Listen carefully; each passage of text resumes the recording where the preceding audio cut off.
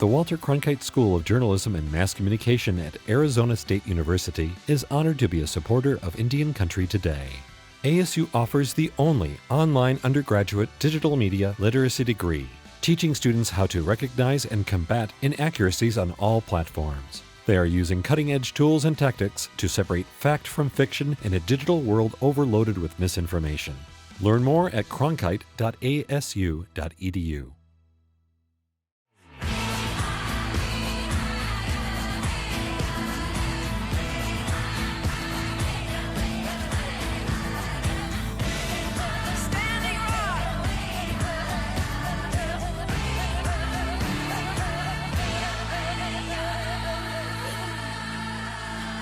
This is Indian Country Today. Esquili, yes, thank you for joining us. I'm Patty Thalohungva. Here are the headlines from Indian Country Today. New guidelines from the Centers for Disease Control and Prevention are out, and now some people are being told they can take off that face covering. The new guidelines also say in some situations, people who are fully vaccinated do not have to practice social distancing.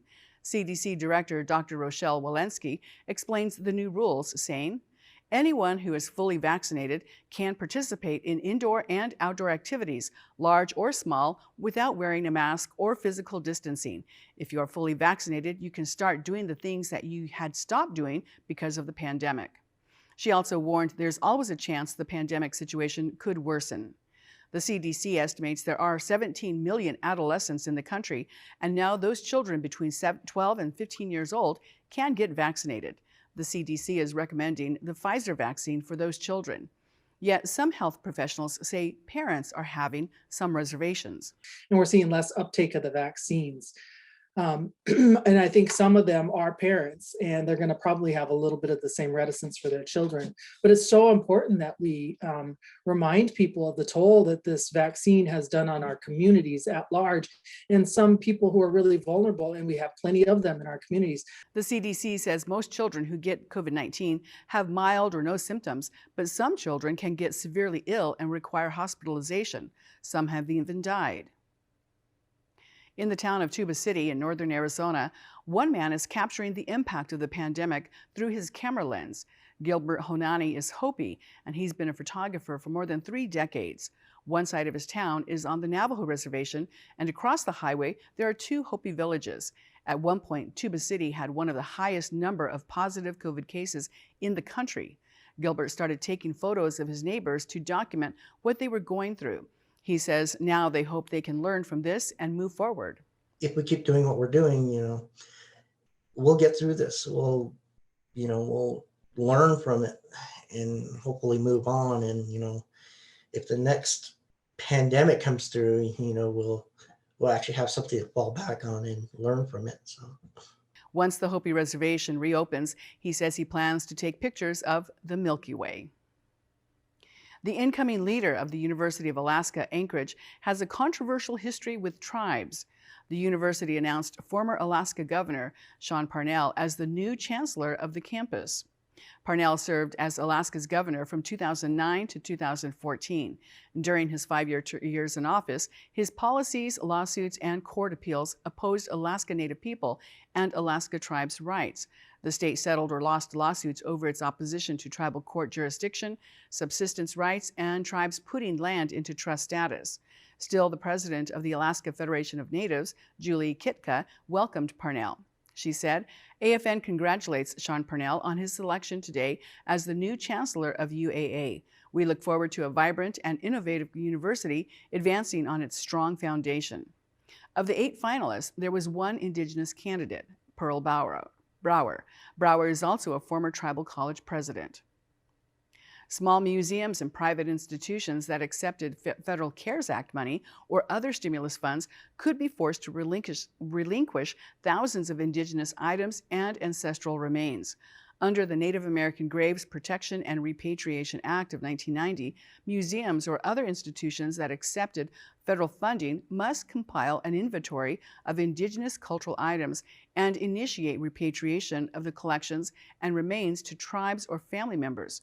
At least 2 museums are now facing possible scrutiny.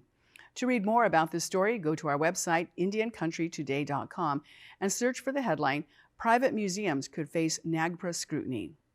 The pandemic is creating Oklahoma's first brewery owned by Native Americans. The new tap room and brewery is currently located and under construction in Oklahoma City. Jacob Keys is a citizen of the Iowa Nation and the owner. In 2018, he opened Skydance Brewing Company to honor his father, who loved to make his own recipes. Since then, the brewery has been operating out of a location where many companies use the same equipment. But because of the COVID-19 pandemic, operating a brewery out of that location became a challenge. So with funding from the Bureau of Indian Affairs and the Greater Oklahoma City Chamber of Commerce, Skydance made a move. The new location is just north of downtown in the historic Automobile Alley District, and it's set to open sometime this summer. And those are the headlines from Indian Country Today. I'm Patty Thalahungva. Up next, we hear about the efforts to recruit a diverse student body for colleges and universities. But first, the Catholic Church is trying to sell land back to an Alaska Native village. We'll be right back.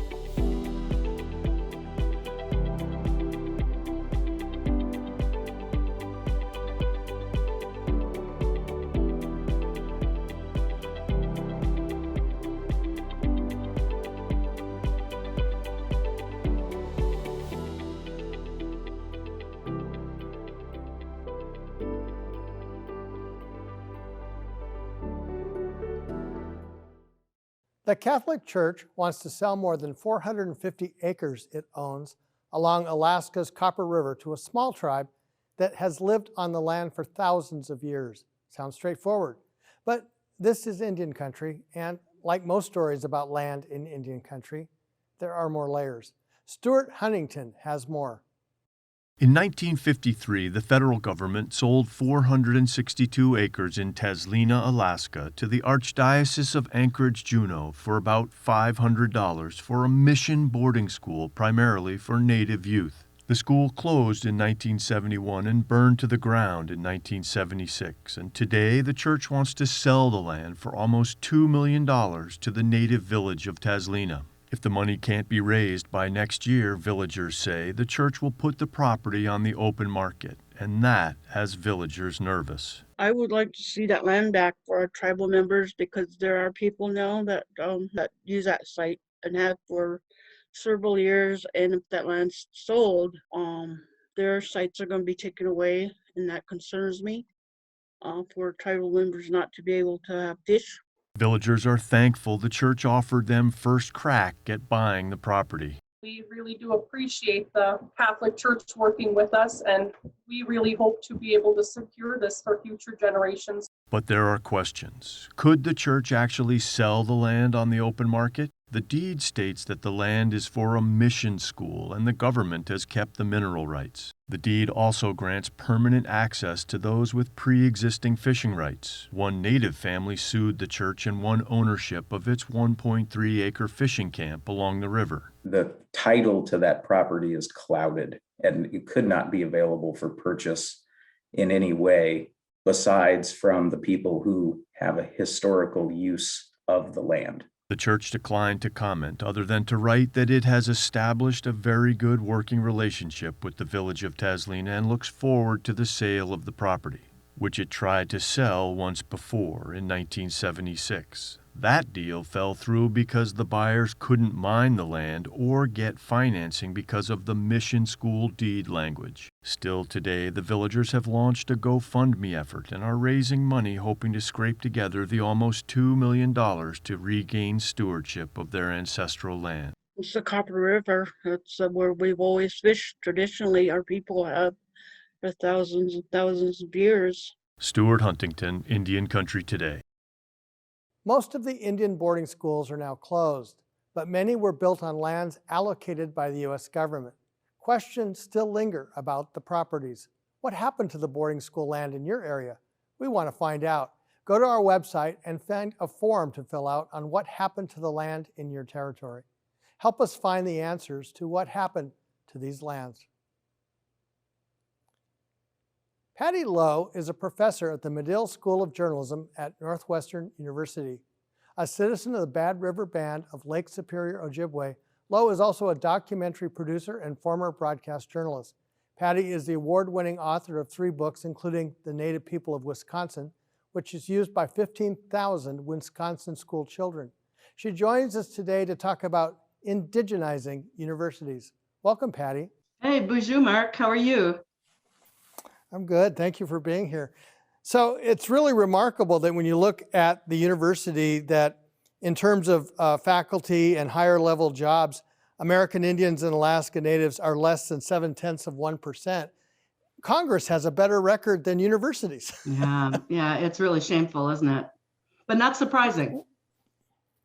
How do we change that? Well, I think, first of all, we need to get away from the graduate record exams and the SATs and ACTs. We know from research they don't predict success. And so we're testing using tests that really are not very fair to BIPOC students. That's one thing.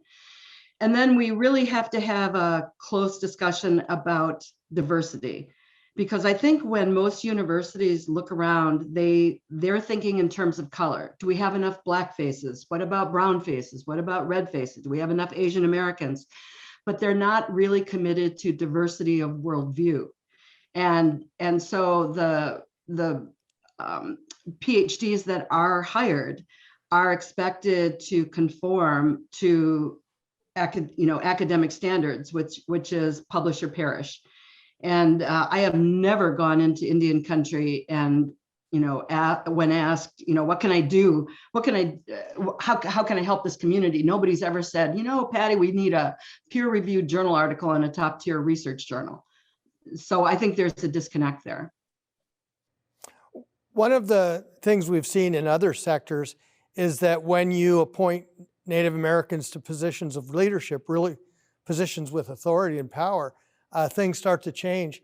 And there's only one Native American university president anywhere in the country of a general university. So is that a place to start? Boy, that would be a great leap. I've seen it at my own school. We have a dean who is a person of color, and I see the commitment, and it's not just talk. I mean, I'm seeing real change there. So it does make a difference when people of color are in leadership positions. The problem is sometimes there are so few of us that when we do wind up in leadership positions, we're the only ones. And then, we wind up being overextended, because it's either, will you accept this appointment to this committee, and will you serve on that committee? And if we say yes, we're just really spreading ourselves too thin. If we say no, then it means that our community doesn't have a voice. So it's really a trap in some cases. Well, in fact, Professor Candace Callison is someone we both know. And when she joined the board of the Narwhal, her requirement was, I'm not going to be alone. You have to appoint somebody else. And that power of having somebody else is really, I think, underrated in terms of how it changes things. You look at Congress, it wasn't Deb Haaland, it was Deb and Sharice Davids. Exactly. And look at the people that she surrounded herself with. That's going to make a difference, because when you have Native people in leadership positions in a bureau that is, and I know she's the Secretary of the Interior, but she also oversees the Bureau of Indian Affairs within Interior. And to have people who are Native, who understand the realities of life, not only in reservations, but also in urban, Native America, which often gets overlooked, that's going to make a real difference, I think. And I think part of the question back to the leadership is that so many universities don't really pick academics for university presidents anyway. It's more often lawyers, politicians, people who can access money. And if you look at Indian country in that terms, there are a lot of candidates that could take the job tomorrow and do really well.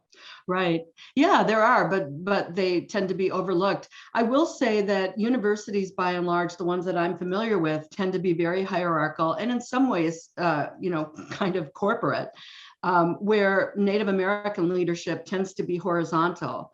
And so, that also presents a problem when you have this concept of shared leadership and deference to people who can lead in certain situations. That's not the way universities work. So there's also a disconnect there. In terms of getting more people to think about faculty positions, yes, the requirements are something that is certainly an issue, but at the same time, there's a disconnect in that a lot of Native people don't see it as a job for them. How do we change that so they see it as something they can own? Well, this is something that my center is hoping to do. We have some sister universities now with funding that has come to us through the Mellon Foundation. And one of the things we're trying to do is rewrite the description of what a successful Indigenous scholar is. We realize that publishing is important, but Native communities need meaningful, we need meaningful applied research. We need baseline data about our, what our air and water quality is. We need stories that help us understand our past and where we're going in the future. We want, really practical kinds of scholarship coming out of universities. And yes, publication is important, but maybe it's not in a scholarly journal. Maybe it's in a form that's more culturally consistent with who we are. Maybe it's audio or video or story maps. And so, these are the kinds of things that my center is trying to change as well. Should this be an issue for those that accredit universities, saying, if you can't get this right, how can we trust you on the basic facts of education? Yeah, I think accreditation is important. I think we should look at it holistically, though. We need to be looking at the kinds of issues that involve our younger children. When we have a disproportionate number of kids coming into the public school system that are labeled learning disabled or emotionally disturbed or learning disturbed, and they carry that label without, throughout their educational experience, and their horizons close, they shrink. If you've got a label that you're special education, then you're not going to be encouraged to take that third or fourth year of math or science. You're going to be told, oh, take another study hall or take a wood shop because you're destined for a trade.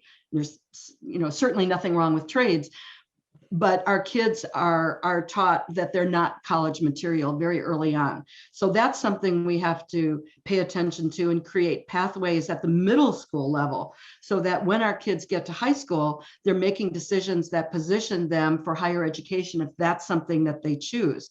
And then at the higher education level, we have to make admissions people understand that our kids are taught to be humble. They're taught not to pad their college applications with examples of all their volunteerism and their success and their extracurricular activities. Our kids are taught to be humble.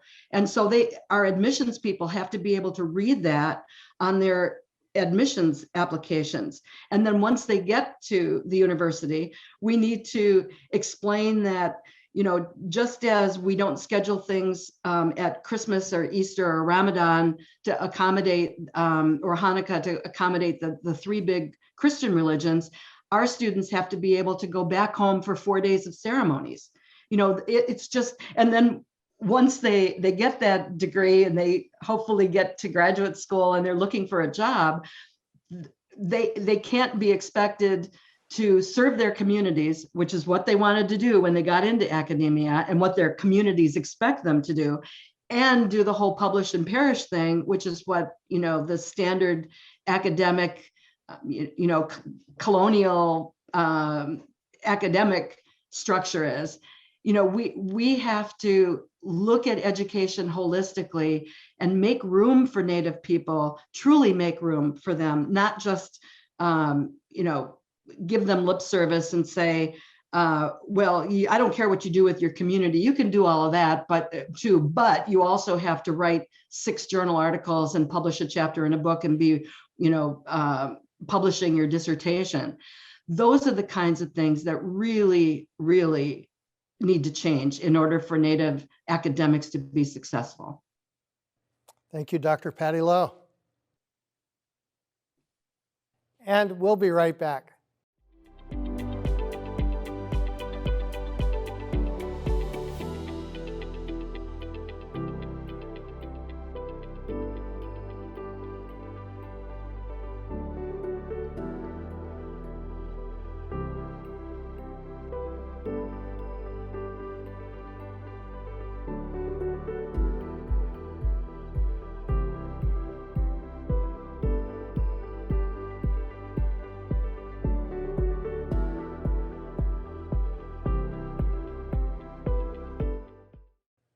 Orchestras are broadening the definition of classical music to embrace works by Native American composers.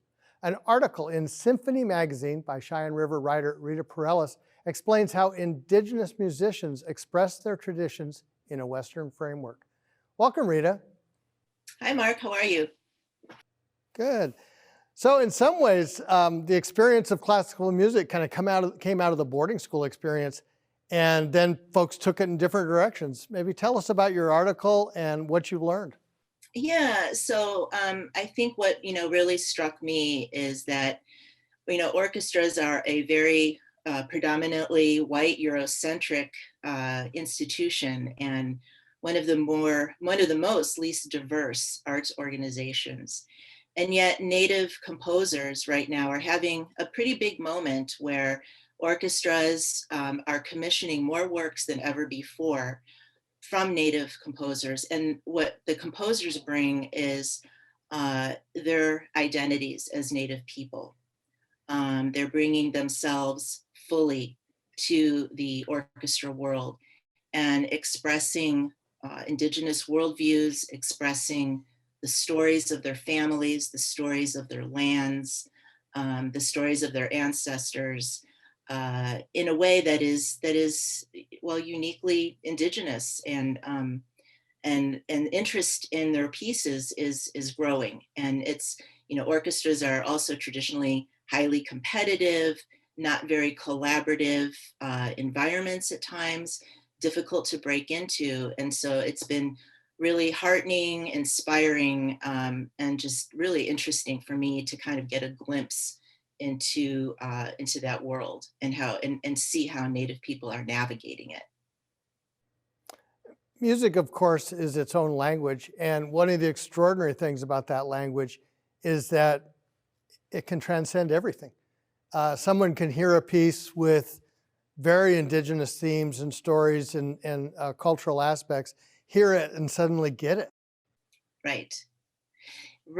Yes. And that's, it's a bridge, it's a path to healing, not just, healing communities and bridging communities, but also, it's a path for healing for the composers themselves. And I think one of the most inspiring parts of the story for me was talking with some of the young people that have been involved in, like, the Native American Composers Academy that one of your guests last week, Brent Michael Davids, was a co-founder of, and Michael Begay was a student, a protege of his, who's now himself a mentor and passing down that knowledge to this younger generation. And the passion that the young people, and a lot of these kids, music programs on reservations are, practically non-existent. So they come at it from, sort of non-traditional pathways. And like for Michael, which I'm sure he'll tell you more about it, but, he grew up moving around a lot, spent a lot of time in the car listening to, music on the radio. And that was kind of his gateway into the classical world. And so, listening to some of these kids and the stories that they bring and how they use the music as an outlet for their pains, for their joys. And it's really amazing and a privilege to hear them talk about their pieces and hear them talk about what inspired them to write their pieces. Because their inspirations are rooted in their everyday, their inspirations are rooted in their families and the things that they experience. And it's really beautiful to see, to actually visually see, music being transformed that way. We only have about a minute left, but I wanted to ask you about one healing story you tell about South Dakota and the symphony there. And we know all about the challenges in South Dakota, but this is kind of a flip on that. Yeah, so the conductor came from New York City, did not know anything really about, South Dakota reservation life or the racism that exists in border towns. He had an urban orientation, and I grew up in Chicago, and I know exactly what he was thinking when he came to South Dakota, and he was approaching it in ways he wasn't sure how to approach it, which is how he turned to the communities for guidance on how to heal some of those rifts through the music and using the symphony, using the orchestra as a platform for racial healing. Thank you so much, Rita. Where can we read the article? It's Symphony Magazine. I just Google it. It's under the American Orchestral Organization, but if you just Google Symphony Magazine, it'll pop up. Thank you so much. Thank you, Mark. And that's a slice of our Indigenous world. Join us again tomorrow and online at IndianCountryToday.com. I'm Mark Trahant. Sometimes you got to take a stand just because you know you can. Oh, you got to run, you got to run.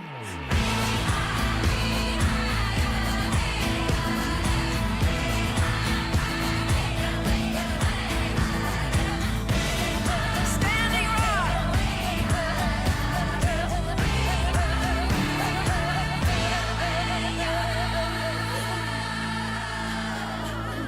This is Indian Country Today.